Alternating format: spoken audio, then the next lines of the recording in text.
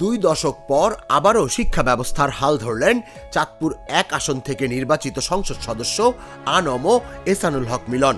2001 থেকে 2006 মেয়াদে জোট সরকারের শিক্ষামন্ত্রী হিসেবে আলোচিত দায়িত্ব পালনের পর এবার তিনি পূর্ণ মন্ত্রী হিসেবে শিক্ষা মন্ত্রণালয়ের নেতৃত্বে। মঙ্গলবার বিকেলে মিলনের শপথ নেয়ার খবর কচুয়ায় পৌঁছাতেই শুরু হয় আনন্দ মিছিল ও মিষ্টি বিতরণ। নবম ও দশম জাতীয় সংসদ নির্বাচনের সময় পাবলিক পরীক্ষায় নকল বিরোধী কঠোর অবস্থানের কারণে জাতীয়ভাবে পরিচিতি পান এহসানুল হক মিলন।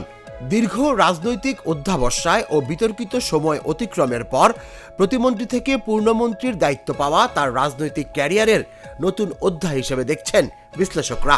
ত্রয়োদশ জাতীয় সংসদ নির্বাচনে তিনি 1,33,162 ভোট পেয়ে বড় ব্যবধানে জয়ী হন।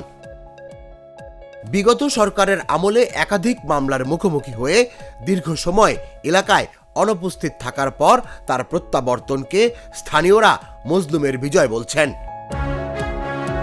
শিক্ষা খাতে শৃঙ্খলা ফিরিয়ে আনা, বেকার শিক্ষিতদের কর্মসংস্থান এবং এলাকায় মাদক চাঁদাবাজি দমনে কঠোর পদক্ষেপ, এমন প্রত্যাশাই এখন কচুয়াবাসীর কণ্ঠে।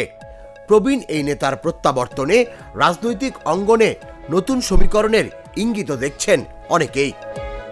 তুষার ইসলাম, জাগো নিউজ।